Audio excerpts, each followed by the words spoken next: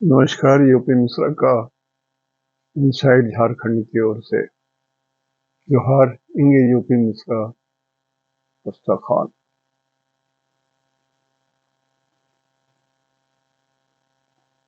कुछ समय व्यतीत हो गया, थोड़ा 3-4 दिन नहीं आ सका। वो है न, गृह कारण नाना जंजाला, वही बात है।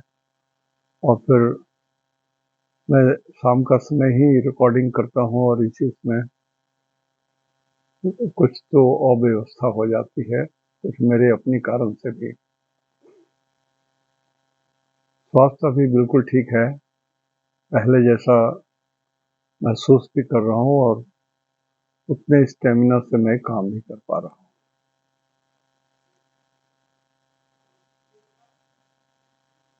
आज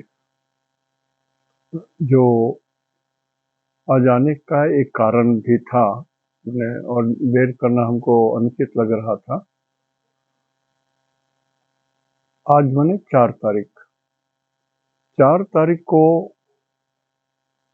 संध्या लगभग 7:30 बजे के आसपास गुरु बकरी हो रहे हैं। शनि पहले से बकरी थे, गुरु बकरी हो रहे हैं। अभी भी शुक्र बकरी है जो कल से डायरेक्ट हो जाएंगे। 6 नंबर में मंगल हैं, 5 नंबर में सूरज और बुध हैं, बुध भी बकरी हैं। मतलब शुक्र और बुध बकरी, शनि और गुरु बकरी, राहु तो बकरी होते ही हैं। तो स्थिति ऐसी है। और सितंबर में अब देखिएगा, सूरज चेंज करेंगे तो चले जाएंगे मंगल के घर में, मंगल के साथ। और उधर मंगल भी कुछ दिन तक 6 में रह सकते हैं।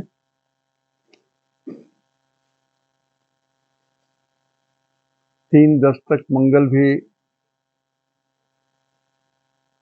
6 में है। सूरज भी 6 में चले जाएंगे सितंबर में ही। तो 6 नंबर में थोड़ी गड़बड़ी है। नंबर 6 कन्या राशि, इसमें थोड़ी हलचल है। गुरु मेष राशि में बकरी हो गए, राहु पहले से बकरी हैं। मैं सिर्फ ग्रहों की पोजीशन समझा रहा हूं आपको। राहु पहले से बकरी हैं, वहां एक बकरी ग्रह राहु है 1 नंबर में, और गुरु वहां पर 4 तारीख 7:30 बजे मोटा मोटी रख लीजिए बकरी होने जा रहे हैं। तो मेष में 2-2 ग्रह बकरी होंगे। अब इस चीज को समझिए, मैं बराबर कहा हूं कि जब कोई ग्रह बकरी होते हैं, पीछे चल रहे हैं, तो पीछे जब वो चलेंगे तो उनका दोनों हाथ भी पीछे होगा, पूरा शरीर पीछे जाएगा। तो जो ग्रह बकरी होंगे, जैसे गुरु बकरी हो रहे हैं, तो उनका नंबर 9 और नंबर 12 ये भी पीछे जाएगा उनके साथ। मतलब हलचल 9 नंबर में भी होगा, हलचल 12 नंबर में भी होगा। हलचल 10 नंबर में पहले से है, 11 नंबर पहले से है। शनि बकरी हैं, और शनि के पहले वाला ग्रह 9 नंबर, वो भी अब बकरी अवस्था में आ गए। और 11 नंबर के बाद वाला 12 नंबर वाला भी बकरी अवस्था में आ गए। मतलब 9, 10, 11, 12, ये 4 राशियां जो बड़े ग्रहों का है वो अपने से बकरी में आ गए। और उधर मेष बकरी में है राहु के साथ।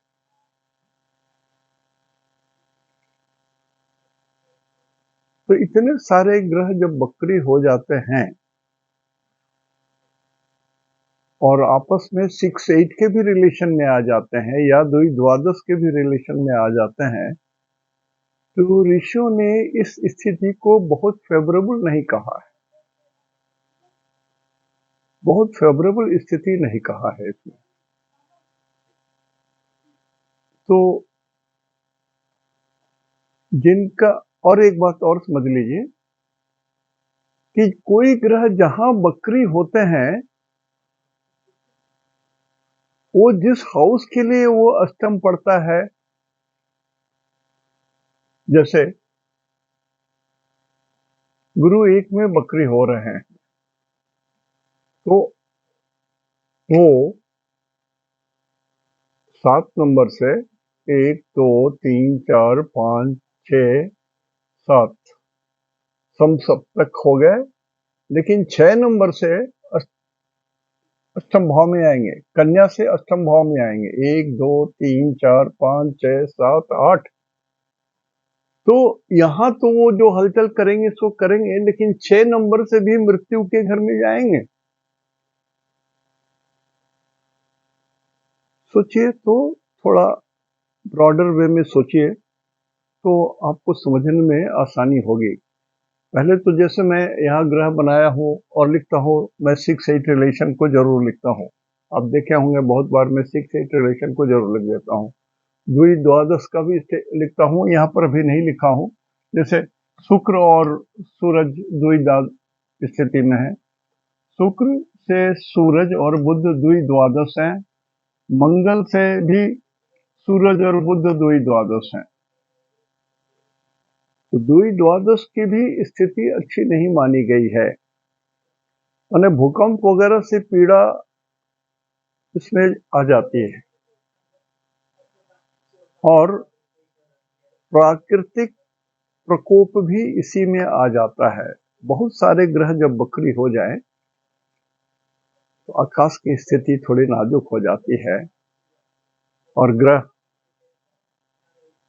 अपने निश्चित नियत चाल से जब उल्टे चलने लगते हैं तब भी परिस्थितियां बदलती हैं,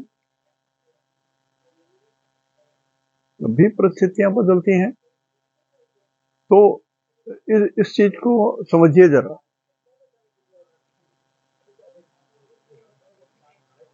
थोड़ा साउंड कम कर लीजिए बेटा। ज्ञानेश,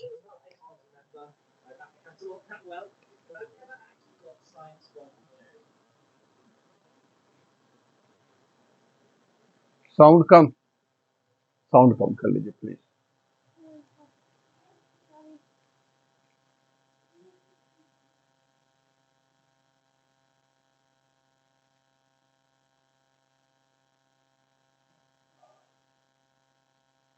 तो थोड़ा अपने ग्रहों का आप स्टडी कर लीजिए। मान लिया किसी के अष्टम भाव में गुरु उल्टे हो रहे हैं, राहु पहले से है,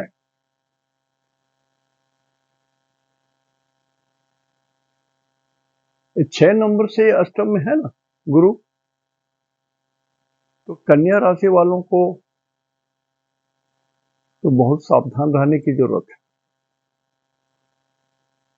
कन्या राशि वाले लोग बहुत सावधान रहें। गुरु छोटा ग्रह नहीं है। 1600 या 1300 कुछ लोग मतांतर करते हैं, मुझे जानकारी कम हो। Around 13 to 1400 earth is equal to 1 Jupiter. तो गुरुत्वाकर्षण कितना ज्यादा है समझिए। तो गुरु का जो राशि परिवर्तन, गुरु जब 29 डिग्री में आ जाए, गुरु सीधे चलते चलते स्तंभित होकर के फिर वक्री अवस्था में आ जाएं, वक्री अवस्था में चल रहे हैं, फिर स्तंभित होकर के वो डायरेक्ट होने लगे, तो ये सब जो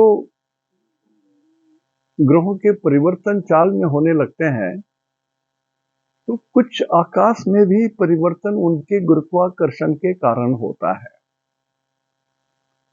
और ग्रहों की 8 गति होती है, अष्टधा गति, नॉर्मल चाल, उल्टी चाल, स्तंभित हो जाना, स्तंभित होकर के फिर सीधे चलना, स्तंभित होकर के फिर वक्री चलना, ऐसे करके, और बहुत शीघ्र चलना, बहुत स्लो हो जाना, ये सब अष्टधा गति है। 8 प्रकार की स्पीड होते हैं और हर स्पीड के अर्थ होते हैं।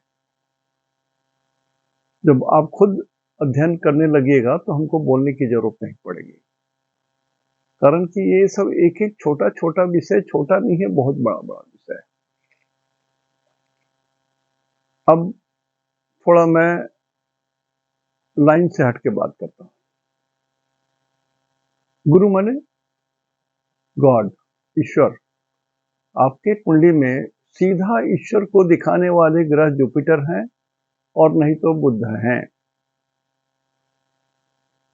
वैष्णवाइट ग्रह हैं। अब जो लोग पहले से गुरु के कारण, चाहे दशा अंतरदशा के कारण, चाहे नक्षत्र सिद्धांत के कारण या राशि सिद्धांत के कारण, गुरु जिनके स्वाभाविक गति से अच्छे नहीं होते हों, हो रहे हों, उनके लिए थोड़ा संकट का समय है। और इवन कन्या राशि वालों के लिए भी संकट का समय है, कारण कि गुरु तो यहीं से अष्टम हो रहे हैं। और मंगल गुरु षडाष्टक भी हैं, यहां से 1 2 3 4 5 6 नंबर, और यहां से ये अष्टम हो गए, तो 6 8 में भी स्थिति है, ये भी खराब है। और आपका नक्षत्र सिद्धांत से जन्मना, नक्षत्र सिद्धांत से यदि कमजोर है, अशुभ है, तब है।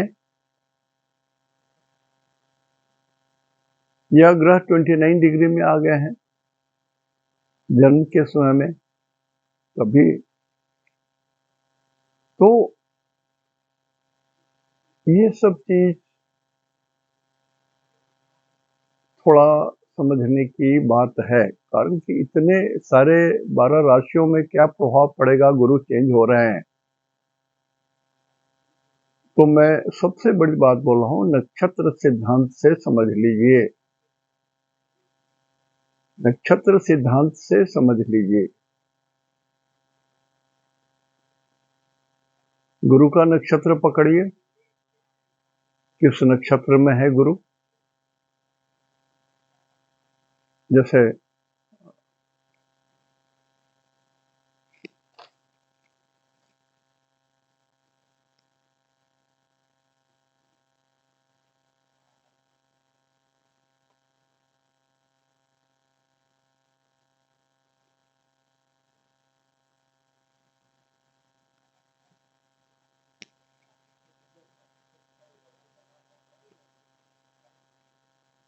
गुरु शुक्र के नक्षत्र में है, भरणी में है,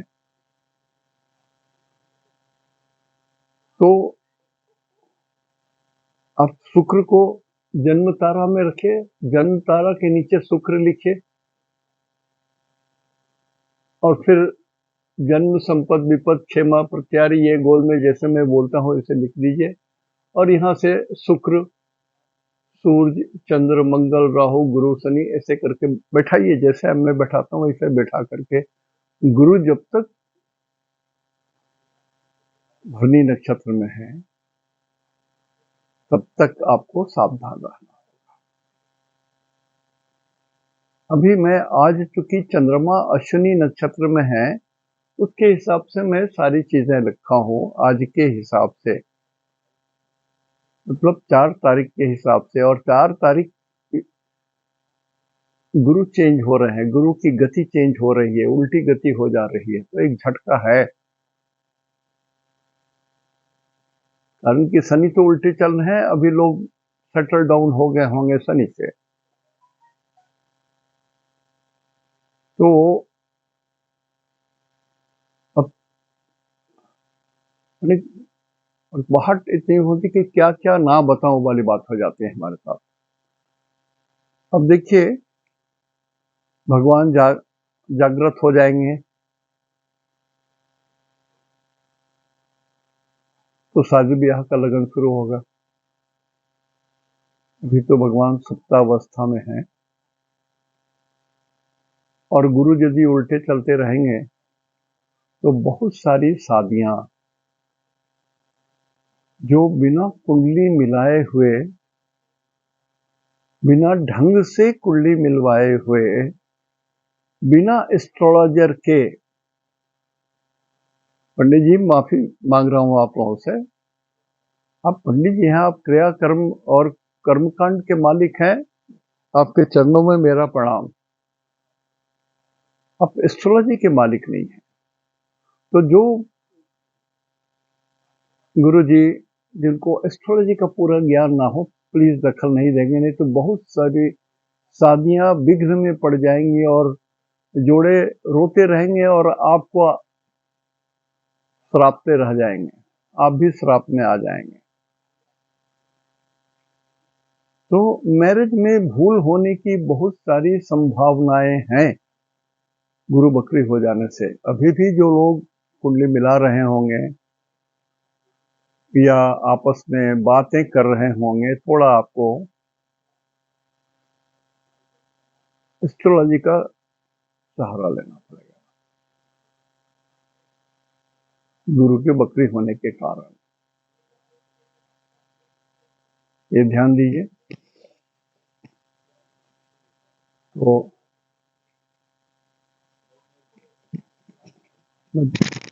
एक मिनट रुक रहा हूँ जरा।